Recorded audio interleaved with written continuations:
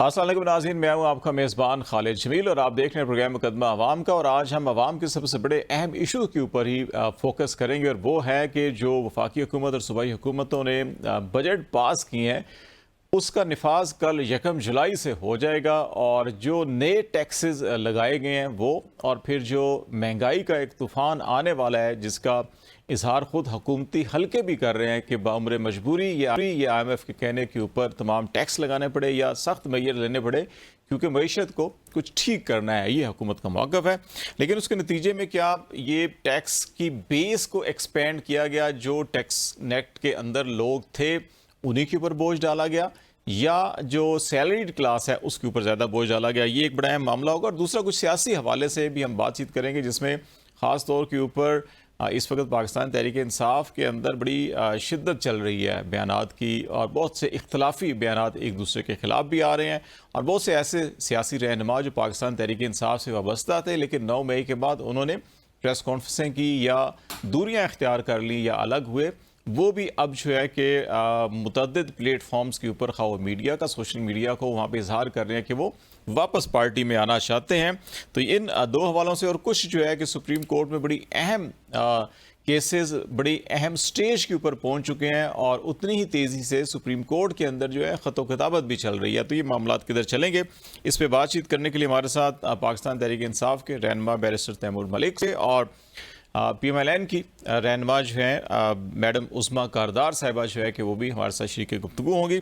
बहुत शुक्रिया आप दोनों का। मैडम, आपसे हम स्टार्ट कर लेते हैं कि ये तवक्को ये की जा रही थी कि जब इलेक्शन कैंपेन हुई थी उसमें सबसे जो पॉपुलर नारा था वो पीपल्स पार्टी का भी और PMLN का, कि वो बिजली सस्ती नहीं बल्कि मुफ्त तक करेंगे 300 यूनिट तक। लेकिन आज तो हमें पंजाब के अंदर भी, बाकी शहरों के अंदर भी लोग जो है सरापा एहतजाज नज़र आ रहे हैं कि वो बिजली के बिल जो आज से साल पहले इसी महीने में अगर 5,000 था, तो वो आज जो है कि वो 15,000 तक पहुंच चुके हैं। तो इतनी ज़्यादा महंगाई जो है कि आपकी गवर्नमेंट के लिए, आप नहीं समझते कि बहुत सी मुश्किलात पैदा करेंगी जब ये अब 1 जुलाई से नए टैक्सेस की भी जो है कि वो इन्फोर्समेंट होगी, तो उसके बाद आपकी सियासी हिकमत अमली क्या होगी फिर?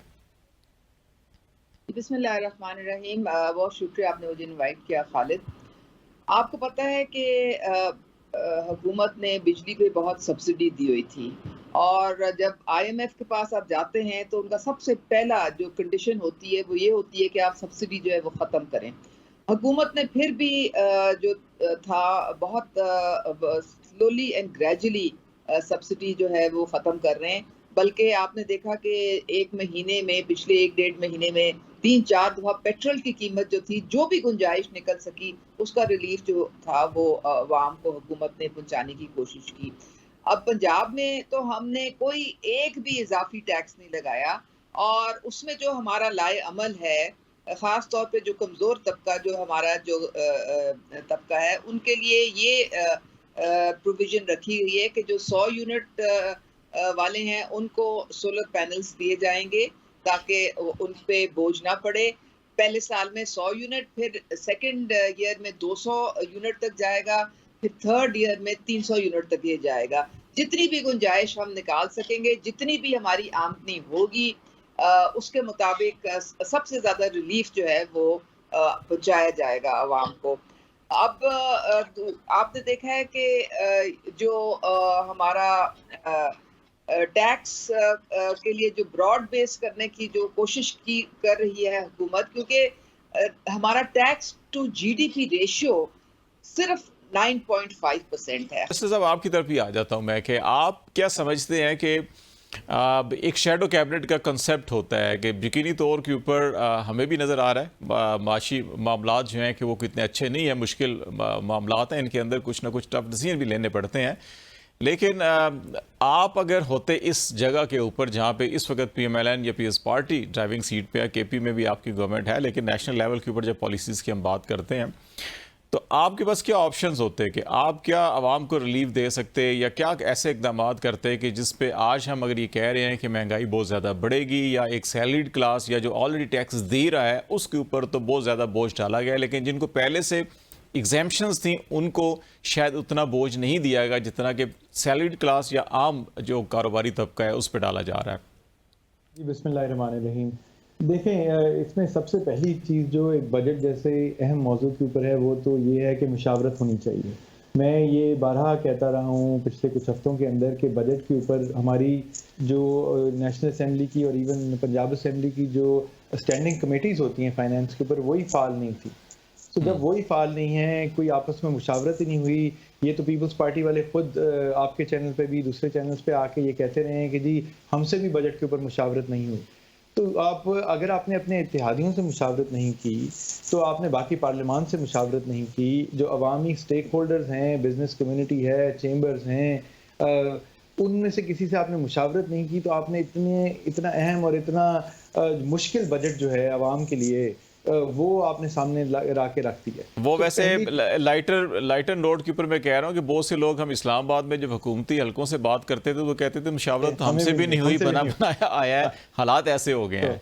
लेकिन जो भी है, देखें, अगर ये कहा यह जाता है कि फाइनेंस मिनिस्ट्री के चंद जूनियर ब्यूरोक्रेट जो हैं हमेशा से वही नंबर क्रंचिंग कर रहे होते हैं, वही बना के आगे दे देते हैं, कुछ रेलेवेंट वजीर थोड़ा सा देख लेते हैं और बस बजट आगे चल पड़ता है।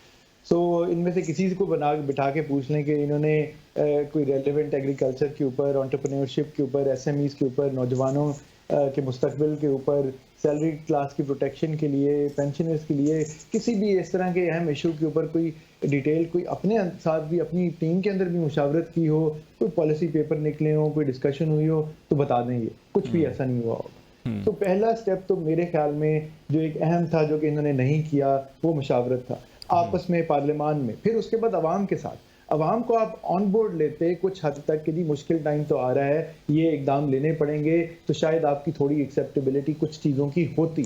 लेकिन आपने एक तो उनको भी एतमाद में नहीं लिया, एक बम छोड़ा आपने बजट के प्रेजेंट करते ही कि जी ये हो जाएगा, और रोज उसके बाद मजीद आप पटाखे फाड़ रहे हैं कि जी अब सैलरीड क्लास जो है अपने उसके ऊपर सुपर टैक्स भी लगा दिया। जो आपकी प्रोफेशनल क्लास, सबसे टैलेंटेड आपका वर्कफोर्स जो है, लोग उनमें से कई जो है 10-15 साल कॉर्पोरेट सेक्टर में मेहनत करके इस लेवल पे पहुंचे हैं कि उनकी सालाना इनकम जो है वो 10 मिलियन रुपए से ऊपर हो, तो उसके ऊपर पहले तो वो 35% टैक्स देंगे, इनडायरेक्ट टैक्सेस भी देंगे, आप 10% सुपर टैक्स भी देंगे उसके बाद।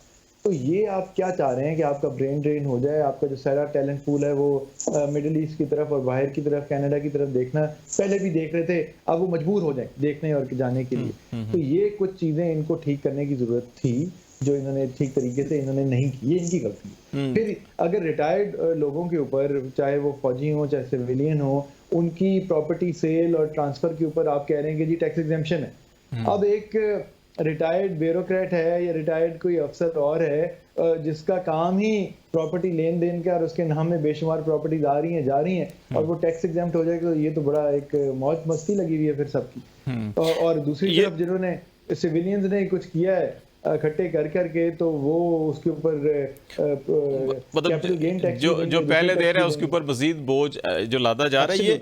ये मैडम एक चीज़ जो बड़ी अहम है, जिसपे मैं भी समझता हूँ कि शायद हुकूमत को उस पर ज़्यादा तवज्जो देनी चाहिए थी, वो टैक्स एग्जेम्पशन है। जैसे बैरिस्टर साहब ये कह रहे थे, अभी हम पिछले साल, ये जो अभी 30 जून को ये माली साल ख़त्म हो रहा है, तो इसमें ऑलमोस्ट 40 to 45% जो हमारा रेवेन्यू कलेक्शन है उसका जो है उतना हम टैक्स एग्जेम्पशंस में दे रहे हैं। अभी आपने कहा ना 9% हमारा जो है टैक्स टू जीडीपी रेशियो है, ये जो हम तकरीबन को 4000 अरब के करीब जो है कि हम टैक्स एग्जेम्पशंस दे रहे हैं। अब आप अंदाज़ा लगा लें पाकिस्तान की इकॉनमी जिसमें हम 9000 या 10000 अरब जो है कि वो कलेक्शन कर रहे हों, अगर उसमें हम 4000 टैक्स एग्जेम्पशंस दे रहे हों, तो फिर मेरे जैसे और आप जैसे, आपकी भी डेफिनेटली इनकम पे टैक्स लगता ही होगा, या वो जिनकी आप बात कर रही हैं कि सिर्फ जो है कि 15-20 लाख हैं जो टैक्स दे रहे हैं, तो उनके ऊपर तो एक्स्ट्रा बर्डन डालने की बजाय हम इधर क्यों नहीं डाइवर्ट कर रहे अपनी तवज्जो को, वहाँ पे मजीद एक्सटेंशन पे एक्सटेंशन दे रहे हैं हम उन टैक्स एग्जेम्पशंस को।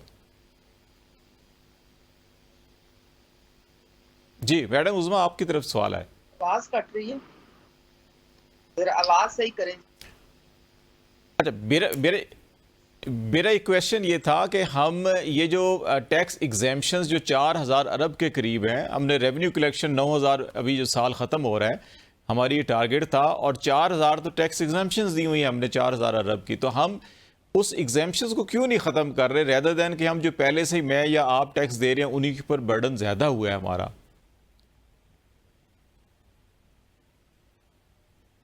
जी बिल्कुल, आपका आपका वैलिड पॉइंट है और मेरे ख्याल में ये लिमिटेड पीरियड के लिए एग्जेम्पशंस दी गई हैं, उसके बाद ये खत्म हो जाएंगी। मैं बैरिस्टर साहब को, आपको मेरी आवाज आ रही है? जी जी आ रही। अच्छा, बैरिस्टर साहब की मैं गोशगुजार कर दूं कि हमने सारे तहफ़्फ़ुज़ात जो हैं हमारी इल्हाक है पीपल्स पार्टी के साथ, उनके सब दूर कर दिए हैं और उन्होंने फुली हमें सपोर्ट किया है सेंटर में भी बजट पास कराने में और पंजाब में भी पास कराने में। और एक बात तो मैं आपको भी माननी पड़ेगी कि कभी ऐसा नहीं हुआ कि महंगाई जो है उसका जिन बोतल में वापस आ जाए, और ये हमारी हुकूमत को मेरे ख्याल में और ख़ास तौर पे पंजाब में गुड गवर्नेंस को मरियम नवाज साहिबा को ये क्रेडिट ज़रूर जाता है कि हमारी जो इन्फ्लेशन जो 38% पे थी 29 मंथ्स पहले, वो अब 11% पे आ गई है। आपकी रोजमर्रा की जितनी चीजें हैं वो उसकी कीमत, आटा, चावल, मुर्गी, आप देख लें सब्जियां, फल, हर चीज की कीमत जो है वो कम आई है। लोगों ने चैन का सांस लिया है, बहुत महंगाई जो है वो कम हो गई है। आप इसका तो जिक्र नहीं करते हैं, ये पहले कभी नहीं हुआ। आप देखें रोटी जो 20 रुपए पे लोग ले रहे थे, वो मरियम नवाज साहिबा ने अपनी पर्सनल मॉनिटरिंग के थ्रू अपने एसीज डीसीज को सारों को लगाया, प्राइस कंट्रोल मजिस्ट्रेट्स को लगाया, तब कहीं जाके ये पूरा मामला सेटल हुआ और अब लोगों को 13 रुपए की रोटी मिल रही है। ये बहुत बड़ी एक अचीवमेंट है और इंशाल्लाह इसको मजीद आगे बढ़ाएंगे क्योंकि वो हर चीज पे नजर रखी हुई है। सिंध में महंगाई कम नहीं हुई इस तरह से, और ना ही केपी में इस तरह से कम हुई है जिस तरह से पंजाब और ये सारी गुड गवर्नेंस की वजह से हुई है। तो लोगों को जहां भी रिलीफ पहुंचाए, हमारा तो मकसद ही यहाँ पे ईवान में बैठने का ये है कि हमने लोगों की जिंदगी में कैसे बेहतरी लानी है, उनकी खुशहाली कैसे उनके लिए करनी है और उनकी जिंदगी में आसानियां कैसे पैदा करनी है। बैरिस्टर साहब, मैडम का ख्याल ये है कि पंजाब के अंदर काफ़ी इन्फ्लेशन कम हुई है दीगर सूबों की निस्बत, तो आप भी पंजाब में ही हैं, तो आपको नज़र आ रहा है वाकई ऑन ग्राउंड के ऊपर जो है? मुझे तो बिल्कुल नज़र नहीं आ रहा है कि जी कहीं महंगाई कम हुई है। पंजाब जो है उसकी मईशत की रीढ़ की हड्डी जो है वो एग्रीकल्चर है। आप किसानों का हाल देख लें जाके कि उनका क्या हो रहा है। आप रोटी की कीमत की बात करते हैं, जिन्होंने रोटी के लिए गंदम देनी है, आप उनसे पूछ लें कि उनकी गंदम कितनी सरकार ने ली है और उनका जरिया माश कितना इम्पैक्ट हो रहा है, उनके बिजली के बिल कितने बढ़ गए हैं, उनके गैस के बिल कितने बढ़ गए हैं, क्या वो अपने ट्यूबवेल भी अब चला सकते हैं कि नहीं चला सकते। तो ये देखें, ये मफरूज़ों में बात करनी है और एक कोई एक जनरल एक पॉलिसी करके एक PR आप स्टैंड कर लें कि जी ये हो गया, लेकिन हकीकत तो ये है आप आवाम में निकलें, आप आवाम में निकल के देखें। ये पूरा पाकिस्तान के सामने बात है कि किसानों के साथ क्या हो रहा है। उनकी आपकी पाकिस्तान की रीढ़ की हड्डी है। पंजाब में सिर्फ लाहौर नहीं है, पूरा जनूबी पंजाब भी है जहाँ पे जरिया माश ज़्यादातर लोगों का वो एग्रीकल्चर है, ज़राअत है। तो जो ये चीज़ें चल रही हैं और इनडायरेक्ट टैक्सेशन तो हर चीज़ पे बढ़ रही है। अब आप रोटी के ऊपर टैक्स नहीं होगा कि तनूर से लग रही है, लेकिन आप जितनी चीज़ें आप लेने जाएंगे बाजार में, रोज़मर्रा अशिया दुकान के ऊपर, उसके ऊपर हर चीज़ के ऊपर टैक्सेशन और उसकी cost of delivery and sale बढ़ चुकी हुई है। तो जाहिर सी बात है चीज़ें बढ़ रही हैं। आप टूथपेस्ट से लेके, शैम्पू से लेके, साबुन से लेके किसी चीज़ की आप कीमत देख लें। और ये बात करते हैं सिर्फ अभी अपने 100 दिन की, पीछे भी हुकूमत इनकी थी, चले दरमियान में केयर टेकर थी, वो भी इन्हीं की थी क्योंकि इन्हीं की हुकूमत में वो आके अब बैठे हुए हैं केयर टेकर हुकूमत वाले सारे, और उससे पहले इन्हीं की हुकूमत चल रही थी।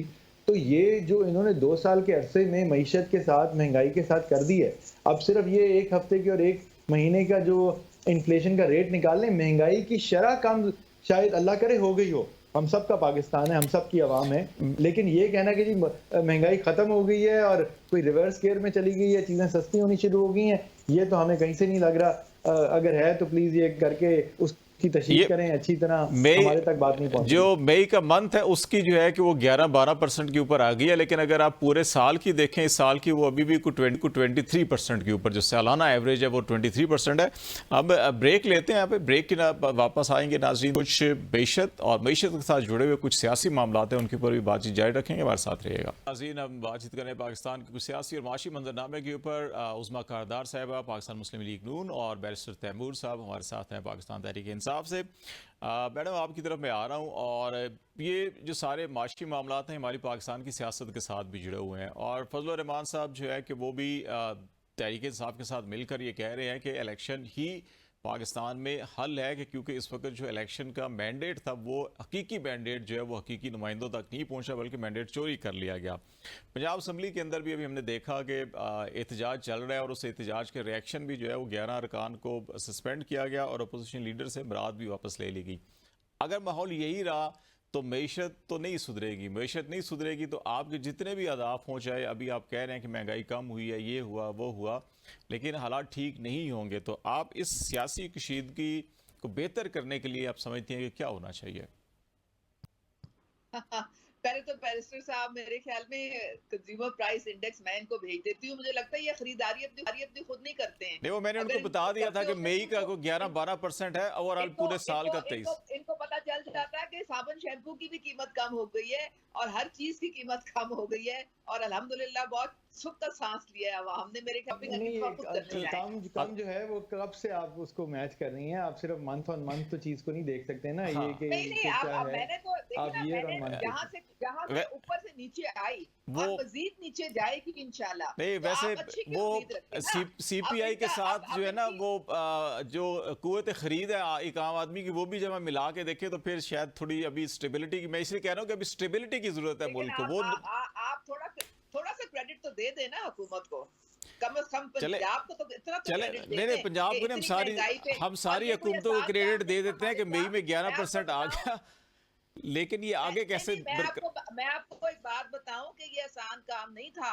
3.5 साल पीटीआई की हुकूमत रही है, कोई प्राइस कंट्रोल कमेटीज नहीं थी, हर शुतर पे मुहार की तरह कीमतें बढ़ रही थी। ये मरियम नवाज साहिबा ने खुद मॉनिटरिंग करके सुबह से लेकर रात तक चेक करके कीमतें जो है वो यहाँ लेवल तक उस वक्त 13% पे खत्म हुई थी गवर्नमेंट, और फिर बाद में 38 तक 45 तक गई थी। ये मैडम वो भूल रही हैं, मैडम खुद डिफेंड करती थी गुलजार साहब की हुकूमत को। अच्छा, मुझे ये बताएं कि अगर हुकूमत ली, सिर्फ पीडीएम की हुकूमत सिर्फ इसीलिए हमने ली थी क्योंकि डिफॉल्ट के थाने में पाकिस्तान था उस वक्त। वो कंपेयर ना करें ना, अब बात करें कि वहां से नीचे कितनी लेके आए हैं हम लोग। बहरहाल आपके मैं सवाल की पॉलिटिकल स्टेबिलिटी और उसकी तरफ आना चाह रहा हूँ जी। देखें, अब आपने जो बात की है, हम लोग अभी बजट का इजलास मैंने भी अटेंड किया है, मैं तो अपनी आंखों देखा, आपसे मैं हाल बयान करती हूँ कि स्पीकर साहब ने रूल्स ऑफ प्रोसीजर के मुताबिक ऑपोजिशन से बाकायदा एक बातचीत हो गई थी, और उन्होंने जब सीएम साहिबा जो लीडर ऑफ द हाउस हैं उनको फ्लोर दिया, तो इन्होंने इतनी हुल्लड़बाजी, इतनी बदतमीजी, इतनी नाशाइस्ता लैंग्वेज इस्तेमाल की कि इन्होंने सारी बातें स्पीकर साहब की हवा में उड़ा दी। फिर भी मरियम नवाज साहिबा को आप क्रेडिट दें कि उन्होंने पूरी 1 घंटा 40 मिनट की अपनी तकरीर की, और वो तकरीर क्या थी? वो पब्लिक वेलफेयर के सारे प्रोजेक्ट्स थे। इन्होंने पूरे पंजाब के जो अवाम है उनके हकूक को पामाल किया इस तरह की नाजेबा हरकत करके। अगर वो 27 अरब मुख्तस कर रही है हुकूमत, मैं एक एग्जांपल दे रही हूँ, स्कूल में बच्चों को फ्री दूध देने के लिए, तो उनके हलकों में भी तो बच्चों को दूध फ्री मिलना है। तो ये इन्होंने निहायत गलत एक पार्लियामान को बेतौकीर किया, पंजाब के लोगों को बेतौकीर किया।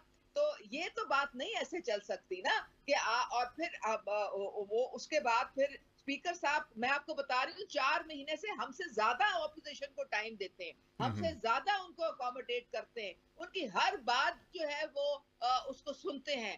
आज तक किसी प्रोडक्शन ऑर्डर को उन्होंने नहीं रोका, उसके बावजूद इन्होंने इस तरह से एक स्पीकर को भी इस तरह से हरासा करने की कोशिश की। तो जाहिर है उसका कोई ना कोई नतीजा तो निकलना था ना, और बैठ के सारा वक्त वो वीडियोस बनाते रहे जो कि मना है असेंबली में, और वो टिकटॉक बनाते रहे सिर्फ कैदी नंबर 804 को खुश करने के लिए। वहां पे भेजेंगे और जनाब वाह करवाएंगे अपनी, वहां तक तो तब पहुंचेंगे जब वो बाहर आएंगे, नहीं आएंगे। अच्छा बैरिस्टर साहब, ये जो ख्याल है कि पीटीआई जो है गैर संजीदा रवैया अपना रही है पार्लियामान के अंदर भी, नंबर 1 ये, और नंबर 2 जो है कि दूसरा ये भी बताइएगा कि पीटीआई के अंदर अभी क्या चल रहा है, कि ये जो तजादात से भरमार बयानात एक दूसरे के खिलाफ भी आ रहे हैं, और कुछ लोग वापस भी अब आना चाह रहे हैं, तो ये वापसी जो है कि ये तो उमूमन सियासत के अंदर हम देखते हैं कि उस तरफ वापसी की तरफ लोग रुजू कर रहे होते हैं जहां पे शायद वापस उनके पास कुछ इक़्तिदार आना हो या पावर की तरफ कोई जा रहा हो। तो ये सारा अंदर क्या चल रहा है आपके यहाँ? देखें, पहले ही तो मैं बात ये करूंगा कि जो पार्लियामान की बात है, इनने पंजाब असेंबली की बात की, कोई एग्जाम्पल नहीं मिलती जहां पे स्पीकर इस किस्म के इख्तियारात इस्तेमाल करे कि वो 15 सिटिंग्स के लिए किसी को बगैर सुनवाई के, बगैर कोई कमेटी हियरिंग, बगैर एक्सप्लेनेशन मांगे, कोई अपॉर्चुनिटी ऑफ रिड्रेसल दिए, वो उनको सस्पेंड कर दे। तो बड़ी अनहोनी बात है ये। तो फिर हुकूमत ऑपोजिशन के बगैर करने की ये फॉर्म 47 वाली हुकूमत जो है ये चलाने की बात कर रहे हैं। तो दूसरा ये है कि पार्लियामान जो है, अगर आपने मुशावरत ही नहीं की, कमेटीज ही उससे पहले इतने महीने हो गए, 8 फरवरी को गुजरे हुए, फाल ही नहीं किया, बजट पे कंसल्टेशन ही नहीं हुई, उस दिन भी जो बजट की बाकी कट मोशन और दूसरी कार्रवाइयां थी उनको सस्पेंड करके स्पीकर ने सीधा सीएम को फ्लोर दे दिया और उन्होंने अपना 1 घंटे की बयान रखी। रूल्स ऑफ प्रोसीजर पढ़े, उसमें स्पीकर साहब को इजाजत है। नहीं, इजाजत तो है, लेकिन इजाजत फिर पार्लियामानी तरीके से चीज चलानी है, वो दे सकते हैं। तो और ये आपको पता है कि आपके ऑपोजिशन लीडर के साथ ये बकायदा मामला तय किया गया था पहले। तो ऑपोजिशन लीडर साहब ने खैर जो किया, मैं इस पे ये बात करूंगा कि उसके बाद स्पीकर ने जो किया है, जिस तरह सस्पेंड किया गया है, जिस तरह ऑपोजिशन लीडर के दफ्तर को, आज मुझे ऑपोजिशन लीडर ने खुद कहा है, मैंने उनसे पूछा, उन्होंने कहा जी ताला लगा दिया है, स्टाफ वापस ले लिया गया है। तो फिर स्पीकर साहब क्या करेंगे? अच्छा, तो स्पीकर साहब आके बगैर कुछ रिटर्न दिए आप ऑपोजिशन लीडर के चेंबर को ताला लगवा लेंगे, स्टाफ वापस ले लेंगे? ये तो जमहूरियत में नहीं होता, ना ये हो सकता। सो ना इसकी बिल्कुल कुछ वापस नहीं लिया गया, वो खुद लेके गए। बिल्कुल लिया गया जी। देखें, मैंने पंजाब के पार्टी के वकील के तौर पे मैंने आज स्पीकर साहब से खुद ये बात कंफर्म की है। उन्होंने मुझे कहा है कि गाड़ी उन्होंने खुद वापस की है, लेकिन उनके चेंबर के ऊपर बिल्कुल तालाबंदी की गई है। सो देख लेंगे, अगर कल जाके कोशिश कर लेते हैं, अंदर हमें इजाजत मिलती है स्पीकर साहब, ऑपोजिशन लीडर और मुझे जाने की, तो हम बिल्कुल ट्राई कर लेते हैं। अच्छा, ये बताएं बेस्ट साहब, ये पार्टी के अंदर क्या, पार्टी के अंदर की जो बात है, पार्टी के अंदर की बात का मैं आपको ये कहूंगा, देखें, इतनी पाकिस्तान की सबसे बड़ी जमहूरी ताकत है, फॉर्म 47 के मुताबिक भी नेशनल असेंबली में सबसे बड़ी ताकत जो है वो अभी भी पीटीआई है। सो अभी तो रिजर्व सीट्स का फैसला आना है। सो कोई भी इख्तिलाफ राय जो है, कोई और बात बिल्कुल हो सकती है, और लोग कुछ बात कर रहे हैं और उनको कहा जा रहा है लेकिन अभी तक जो वोट दिए गए उसमें तो काफी हद तक जो है ना, 2.25 करोड़ अगर पीटीआई को मिला, 1.5 करोड़ नून लीग को मिला, फिर उसके बाद पीपल्स पार्टी, तो पहली दूसरी जमात तीसरी तो वोट के हिसाब से तो यही बनती है ना अभी। बिल्कुल। आप मुझे ये बताएं कि इनकी जो लोग जो है वो बैठे हुए हैं, इनके पास बहुत सारी सीटें पंजाब में भी हैं, नेशनल असेंबली में भी हैं, लेकिन ये कहना कि जी ये हमारी तो 170 सीटें हैं, मतलब किस दुनिया में फिर रहे हैं भाई? और जो हल्का हमने जनाब इलेक्शन पिटीशन में दायर की हुई है, उसी दुनिया में फिर रहे हैं। मैं अपनी बात कर लेता हूं, 104 वोटों में देखिए, वो पॉलिटिकली क्लेम है, इलेक्शन ट्रिब्यूनल फैसला करेंगे। पॉलिटिकल क्लेम नहीं है जी, लीगल क्लेम है। चले, मेरे पास सारे अपने फॉर्म 45 हैं। यूसुफ रजा गिलानी हफ्ते के अंदर वोट सेनेट के डाल के खुद सेनेट चले गए, 104 वोटों का मेरा उनसे फर्क दिखाया गया, और उसके लिए एक पोलिंग स्टेशन का अभी तक रिजल्ट रिकाउंट के लिए नहीं खोला। मेरे अपने घर के गांव के पोलिंग स्टेशन से 713 वोट मेरे रिजेक्ट करके उनको जिताया गया। तो बात यह है कि देखें, ये बातें सियासी नहीं है खाली। खैर, हम इंतजार करते हैं कि ट्रिब्यूनल क्या बात करेंगे। आपने पार्टी की बात की, मैं ये कहूंगा पार्टी पूरी खड़ी है। पार्टी ने, उमर अयूब साहब ने भी अपनी ऑपोजिशन लीडर की मसरूफियात की वजह से रिजाइन किया, ठीक है, और उनका पार्टी ने कल, पार्लियामानी पार्टी ने भरपूर तरीके से उनको, बल्कि उनसे दरखास्त की कि आप अपना इस्तीफा वापस लें, आप अपनी जिम्मेदारियां निभाएं, हम आपके साथ चल के आपकी दोनों जिम्मेदारियां निभाने में आपका साथ देंगे। तो अब जो भी पार्टी के कायद का जो फैसला होगा उसको देख के आगे चला जाएगा। जो चंद लोग अगर कोई बात कर रहे हैं, देखें, एक जमहूरी तरीके से इख्तिलाफ राय में भी कोई हर्ज नहीं है। अगर आजकल ऐसा सोशल मीडिया का जमाना है कि लोगों से शायद रुका नहीं जाता, फौरन सोशल मीडिया पे बात कर देते हैं, वो नहीं करनी चाहिए। बहरहाल अगर कर भी रहे हैं तो ऐसी कोई बात नहीं है। हमारी एक जमहूरी पार्टी है, बहुत बड़ी पार्टी है, और जो लोग वापस आना चाह रहे हैं, आपकी बात बड़ी अच्छी थी, जाहिर है वो कुछ देख रहे हैं कि आने वाला वक्त किसका है, तो वो अपनी रीअलाइनमेंट कर रहे हैं, उसमें कोई हर्ज चलें नहीं है। इस अच्छी सियासी उम्मीद के साथ कि alignment- पाकिस्तान में सियासी इस्तेहकाम भी आए और मईशत भी आगे बढ़े। बहुत शुक्रिया बैरिस्टर साहब आपका भी, और मैडम उज़मा कारदार बहुत शुक्रिया आपका भी। नाज़रीन ब्रेक लेते हैं, ब्रेक के बाद वापस आएंगे तो फिर हम खालिसतन कुछ बजट के हवाले से जो एक इकोनॉमिस्ट व्यू या जो इकोनॉमिक इशूज़ के ऊपर एक्सपर्ट्स हैं उनकी ओपिनियन क्या है उसके ऊपर हम बात करेंगे। हमारे साथ रहिएगा। वेलकम बैक नाज़रीन। प्रोग्राम के इस हिस्से में हम खालिसतन बजट के ऊपर बात करेंगे और ख़ास तौर पर 1 जुलाई से क्या तब्दीलियाँ आ रही हैं, टैक्सेशन के अंदर आवाम के ऊपर मज़ीद कितना बोझ लादा जा रहा है, और इशराफिया जो पाकिस्तान की हमेशा से मरात याफ्ता भी रही है और टैक्सों के अंदर बहुत सी छूट भी हासिल करती रही है, उसके लिए इस बजट में क्या कुछ है और आवाम के लिए क्या कुछ नहीं है, इस पर हम बात करेंगे। सनाउल्लाह खान हमारे साथ हैं, सीनियर जर्नलिस्ट हैं, इकॉनमी के ऊपर बड़े अरसे से काम कर रहे हैं और एक ज़माने में मैं भी इकनॉमिक रिपोर्टिंग करता था, तो सनाउल्लाह साहब हम इकट्ठे रिपोर्टिंग करते थे। सनाउल्लाह बहुत शुक्रिया टाइम देने का। ये बताएं बड़ा ब्रीफली कि इस बजट को एक आम आदमी की नज़र से अगर आप देखें तो उसके लिए कुछ रखा है, कुछ अच्छी नवीद इसके अंदर है, या कल से हम सब मिलकर जो है वो कमर अपनी कस लें? खालिद भाई बहुत शुक्रिया टाइम देने का। खालिद भाई कोई ऐसी चीज नहीं है इस बजट में जिससे आम आदमी को कल से कोई रिलीफ मिले, बल्कि आज रात 12 बजे से पहला जो हिट आएगा वो पेट्रोलियम प्राइस का आएगा।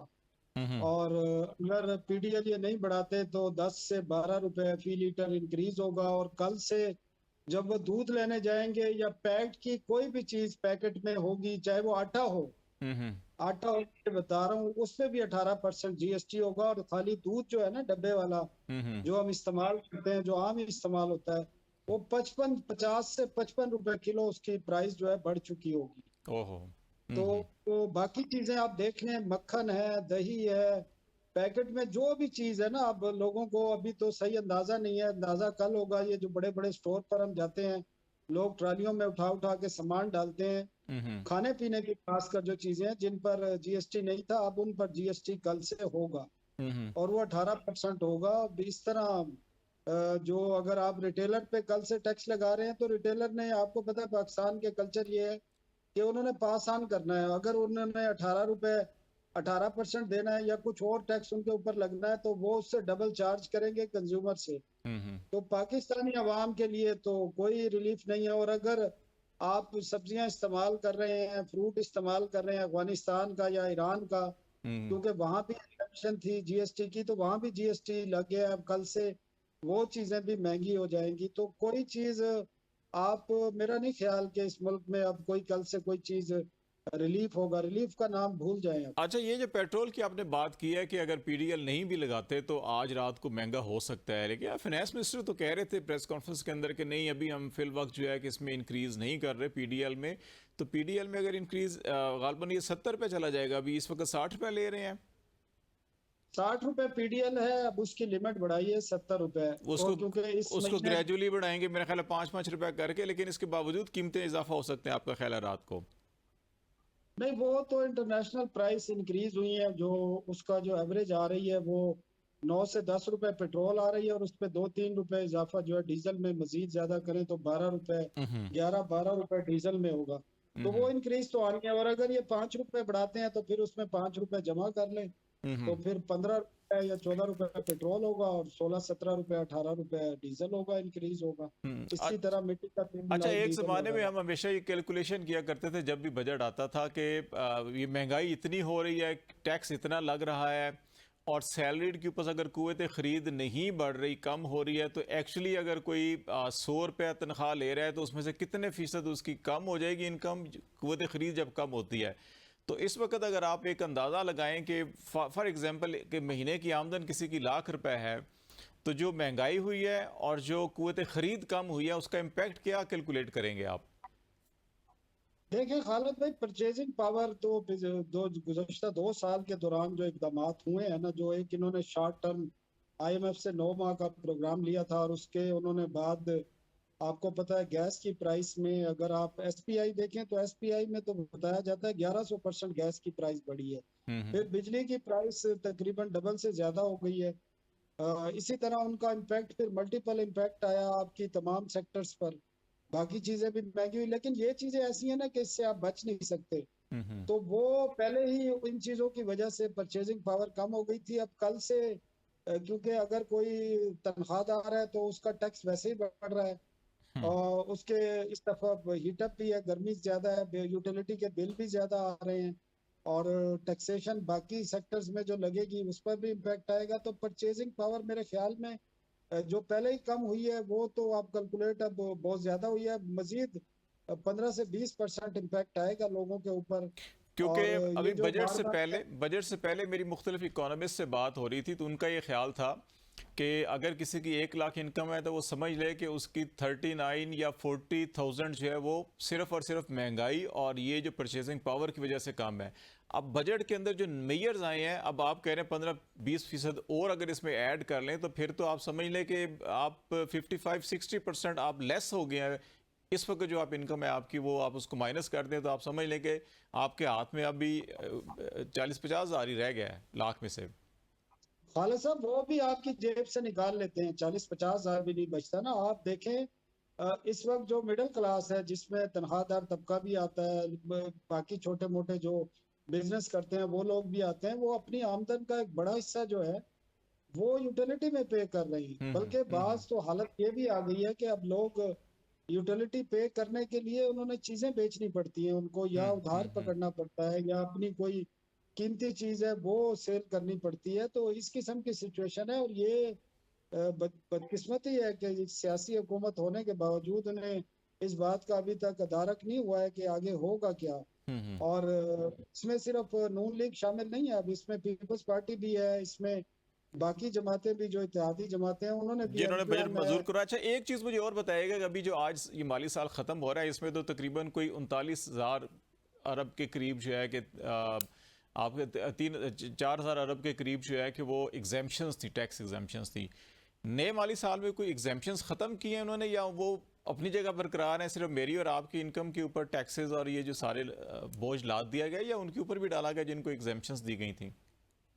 नहीं वो तो देखें ना, वो एग्जाम्पशन तो इन्होंने बरकरार रखी है ना, जो जिनकी जो एग्जाम्पल के तौर पर सेट करनी थी इन्होंने, वो एग्जाम्पल उन्होंने बरकरार रखी है। आपको पता ही है कि जब इन्होंने 12 जून को बजट पेश किया तो बड़ा शोर शराबा हुआ, और तवक्को ये थी कि कुछ चीजों में आखिर में जब वाइंड अप होगा, बजट अप्रूव होगा तो कुछ चीजें कम हो जाएंगी। लेकिन इन्होंने कम करने की बजाय, जब इन्होंने आईएमएफ से राब्ता किया तो उन्होंने कम करने की बजाय उन्होंने कहा पहले तो आपने और भी चीजें करनी थी, वो क्यों नहीं की। तो वो भी करनी पड़ी। 200 अरब रुपए का इन्होंने बजट मंजूरी के दिन फाइनेंस बिल में नए चीजें शामिल कर दी। और उसमें देखें ना, अगर कोई लेबर मजदूर जा रहा है पाकिस्तान का, अगर $30 बिलियन रेमिटेंसेज आते हैं तो वो कौन भेजता है? वो मिडिल ईस्ट से मजदूर है, वो कारपेंटर है, वो इलेक्ट्रिशियन है, वो लोग भेजते हैं ना। अब वो जब जाएंगे बैरून मुल्क, या वो साल में एक आध दफा आते जाते हैं, तो उन पे फेडरल एक्साइज ड्यूटी लगा दी है। देखें जहां उन्होंने जीएसटी लगाना था जीएसटी लगाया, और फेडरल एक्साइज ड्यूटी को भी एक्सेसिव यूज किया है इन्होंने हर तरह से। मतलब सीमेंट पे बढ़ाई है इन्होंने, टिकटों पे बढ़ाई है इन्होंने। इसके अलावा आप जो गाड़ियों में एक इंजन ऑयल चेंज करते हैं उस पर 5% लगा दी है। इसी तरह प्रॉपर्टी पे लगा दिया इन्होंने, सेल परचेज पे, और उसमें सेल परचेज में इन्होंने फौज को और ब्यूरोक्रेसी को एग्जम्पशन दे दी है। तो आप अंदाजा करें प्रॉपर्टी कौन खरीदता है? यही लोग खरीदते हैं। कोई आम आदमी या मिडिल क्लास का आदमी तो नहीं खरीदता, उसने तो ज्यादा से ज्यादा अपनी पूरी जिंदगी में एक 4-5 मरले का घर ही बनाना होता है। वो घर भी बड़ा मुश्किल हो जाता है, पेंशन मिलती है या कुछ और कर्जा वर्जा लेके बनाना पड़ता है, उसको इतने वसाइल तो नहीं होते। जी जी। हम्म।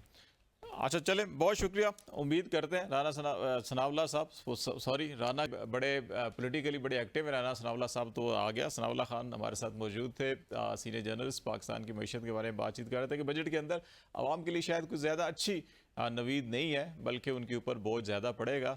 लेकिन हम इस उम्मीद के साथ कि कुछ पाकिस्तान की मईशत का पहिया जो है कि वो भी चलना शुरू हो, कुछ सियासी हालात भी ठीक हों, ताकि आम आदमी की ज़िंदगी भी ठीक हो। आज तक के लिए इतना ही। खालिद शमील को इजाज़त दीजिए। अल्लाह हाफिज़।